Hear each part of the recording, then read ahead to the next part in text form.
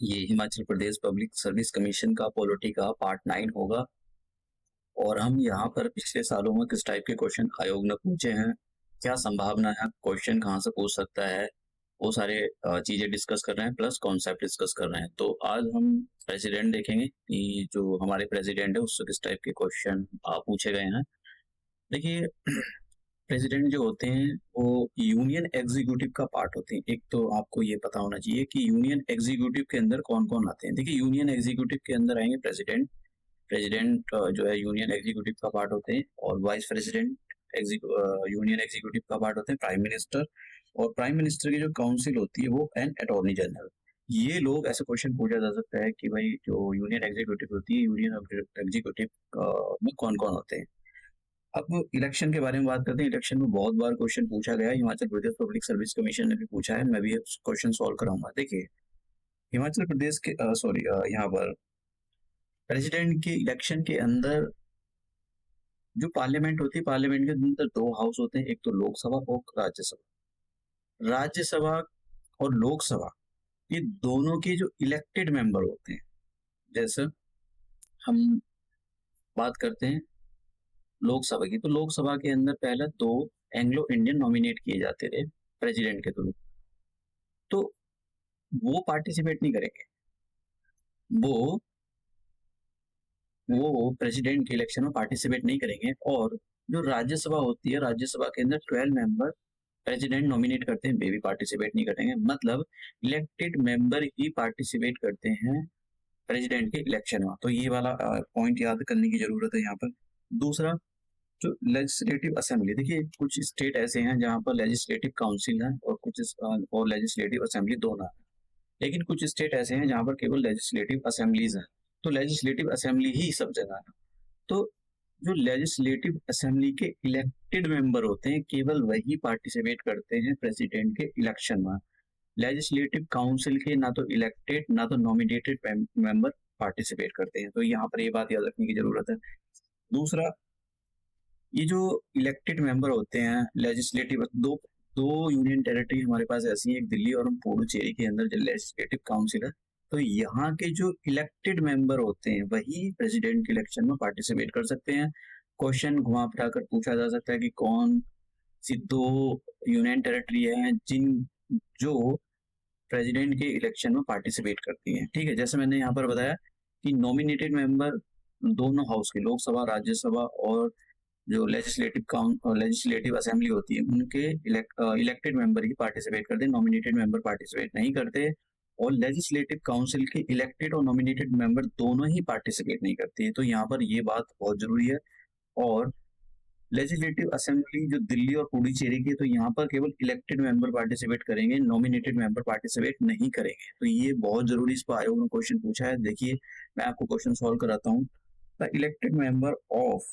elected members of the state legislative assembly participate in the election of the president। तो ये बहुत जरूरी होता है क्योंकि इसके इलेक्शन में ये पार्टिसिपेट करते हैं। अभी यहाँ पर बस देख लेना कि यहाँ पर इलेक्टेड मेंबर किस किस के उसमें पार्टिसिपेट करते हैं।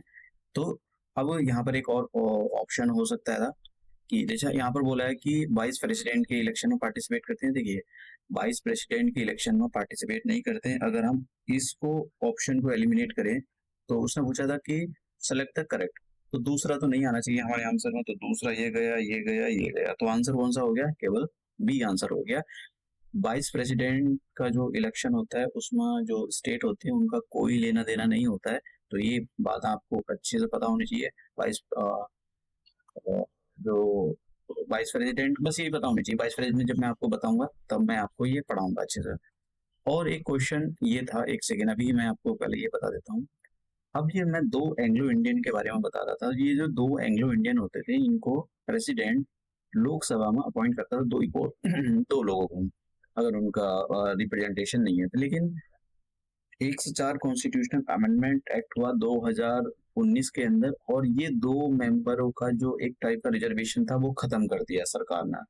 तो अब जो एंग्लो इंडियन होते हैं उनका कोई लेना देना नहीं है लोकसभा के अंदर। ठीक है, प्रेसिडेंट के इलेक्शन कैसे होते हैं? प्रेसिडेंट के इलेक्शन इनडायरेक्टली होते हैं। इनडायरेक्टली में भी कैसे? Proportional representation by the mean of the single transferable vote. तो ये जो है प्रेसिडेंट के इलेक्शन होते हैं।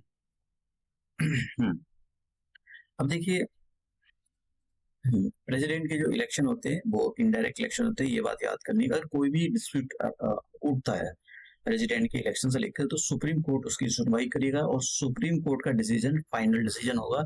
सुप्रीम कोर्ट के डिसीजन को सभी लोग फॉलो करेंगे, तो यहाँ पर ये बात याद रखने की जरूरत है। अब ये क्वेश्चन कि what is the current position of the representation of the Anglo Indians in the Lok Sabha. तो अगर ये कॉन्स्टिट्यूशनल अमेंडमेंट एक्ट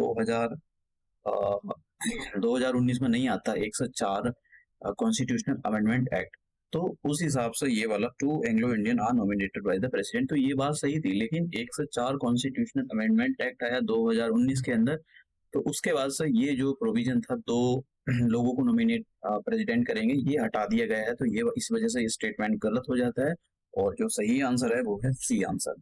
तो आप देख रहे हो किस टाइप के आयोग क्वेश्चन पूछ रहा है। नेक्स्ट, अब देखिए इलेक्शन कौन कौन प्रेसिडेंट बन सकता है। एक तो सिटीजन होना चाहिए, दूसरा 35 साल की एज वो कंप्लीट कर चुके होने चाहिए, तीसरा प्रोविजन ये है कि वो लोकसभा का मेंबर बनने के लिए क्वालिफाइड होने चाहिए।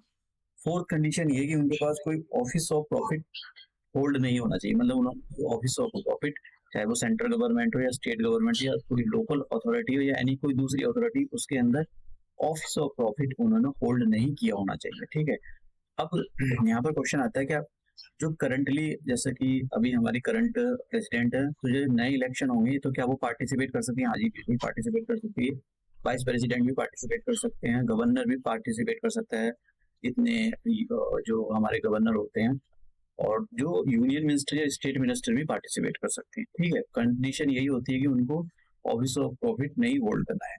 अब यहाँ पर जब ये पार्टिसिपेट करते हैं तो इनको 15,000 रुपये फीस जमा करनी पड़ती है, चाहे आप प्रेसिडेंट का इलेक्शन लड़ रहे हो या फिर वाइस प्रेसिडेंट का इलेक्शन लड़ रहे हो, दोनों के अंदर ही 15,000 रुपये जमा करने पड़ते हैं, ये बात याद। और जितने भी वोट होते हैं, अगर 1/6 आप वोट सिक्योर नहीं कर पाते हो, तो ये आपके 15,000 रुपये फिर आपको वापसी नहीं मिलेंगे, मतलब आपको रिफंड नहीं किए जाएंगे। तो ये बहुत जरूरी है कि आपको इस टाइप के कॉन्सेप्ट के बारे में पता हो, क्योंकि आयोग ने यहाँ पर क्वेश्चन पूछा है। देखिए यहाँ पर, what is the security deposit amount which is candidate contest election for the post of the vice president and vice president of India has to tender। तो मतलब जैसे मैंने कहा, यही पूछ रहा है कि भाई जब आप इलेक्शन के लिए जाते हो तो वहां पर कितनी सिक्योरिटी जमा करनी पड़ती है। तो चाहे प्रेसिडेंट हो वाइस प्रेसिडेंट हो, हर एक बंदे को 15,000 रुपए जमा करने पड़ेंगे। तो ये क्वेश्चन आप समझ रहे हो। अब देखिए ओथ के बारे में पढ़ते हैं कि ओथ कौन दिलवाता है। तो कौन दिलवाता है? देखिए चीफ जस्टिस ऑफ इंडिया जो है वो प्रेसिडेंट को ओथ दिलवाते हैं। अगर चीफ जस्टिस ऑफ इंडिया किसी भी रीजन से नहीं आ पाए, तो जो सुप्रीम कोर्ट का सीनियर जज होता है वो उनको, उनकी जो ओथ होती है वो उनको दिलवाता है। अब ये ऑफिस के बारे में बात कर लेते हैं कि यहाँ पर एक और चीज समझने की जरूरत है कि जब भी इलेक्शन होते हैं, मान लो एक क्वेश्चन यूपीपीसीएस का वो मैं सॉल्व करा रहा, तो मान लो कि आप, मान लो लेट से आप जो है गवर्नर हो किसी भी स्टेट के, और आप गवर्नर हो यूपी के, और आप जो है प्रेसिडेंट के इलेक्शन लड़ रहे हो। ठीक है, अब तो प्रेसिडेंट के इलेक्शन चल रहा है, प्रेसिडेंट के इलेक्शन चल रहे हैं, आपने नॉमिनेशन वगैरह सब कुछ कर दिया, तो आपका गवर्नर का पद छोड़ने की जरूरत नहीं है अभी।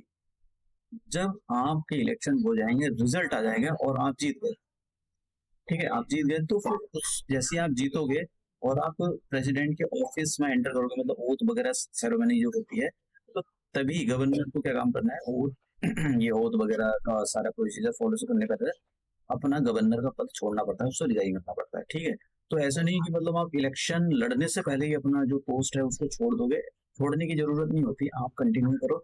जीत गए तो फिर उसके बाद में जो प्रोसीजर होता है उससे पहले आपको अपना जो पद छोड़ना पड़ता है। तो ये बात यहाँ पर याद करने की जरूरत है। सैलरी कितनी है? 5 लाख रुपए पर मंथ होती है प्रेसिडेंट की सैलरी। तो यहाँ पर कुछ हो सकता है कि क्वेश्चन आयोग इस टाइप का क्वेश्चन आपसे पूछ ले। अब प्रेसिडेंट का 5 साल का इनका ऑफिस होता है, और 5 साल से बियॉन्ड भी ऑफिस को होल्ड कर सकते हैं।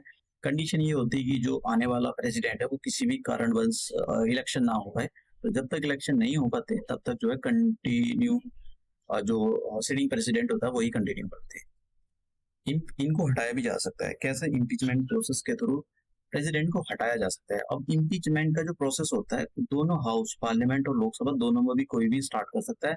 हाँ, एक बात याद करने की जरूरत है यहाँ पर कि प्रेसिडेंट को इम्पीच करने के लिए किसी भी लेजिस्लेटिव असेंबली में, ये मतलब जो स्टेट की लॉ मेकिंग बॉडी होती है, वहां पर कोई प्रोसीजर स्टार्ट नहीं हो। ये बहुत जरूरी होता है कि आपको इसके बारे में पता हो। और वैकेंसी कब हो सकती है, मतलब कब आ सकती है? या तो देखो 5 साल इनके कंप्लीट हो चुके हों, या इन्होंने रिजाइन कर दिया हो बीच में, या फिर इनको इम्पीचमेंट करके हटा दिया गया हो, या बीच में किसी की डेथ हो जाए, या फिर इनके इलेक्शन को ही सुप्रीम कोर्ट के द्वारा नल एंड वॉइड कर दिया गया हो कि भैया ये जो इलेक्शन है वो वैलिड नहीं है। तो इन कारणों वंश इस इन कारणों के कारण जो वैकेंसी है वो प्रेसिडेंट की हो सकती है। तो अब मैं यहाँ पर एक और चीज, ये अभी तक कोई भी प्रेसिडेंट को इम्पीच नहीं किया गया है। और यहाँ पर एक बात जानना जरूरी है कि जब भी इम्पीच किया जाता है तो उसके अंदर जो लोकसभा और राज्यसभा के दोनों मेंबर, चाहे वो इलेक्टेड हो या नॉमिनेटेड हो, ये दोनों इम्पीचमेंट प्रोसेस में शामिल होते हैं। और स्टेट की जो लेजिस्लेटिव असेंबली है वो पार्टिसिपेट नहीं करती है। जब उनको प्रेसिडेंट बनाना होता है जब तो वो पार्टिसिपेट करेंगे, जब प्रेसिडेंट को हटाना होता है जब वो पार्टिसिपेट नहीं करते। तो यहाँ पर ये काफी अच्छा पॉइंट है। हो सकता है कि आयोग इस टाइप के क्वेश्चन देखो, 2-3 टॉपिक आपको नहीं छोड़ने हैं, प्रेसिडेंट, वाइस प्रेसिडेंट, पार्लियामेंट, क्योंकि क्वेश्चन पूछे गए, मैं कुछ सारे करा दूं, कॉन्स्टिट्यूशनल बॉडी अच्छे से करके जाना।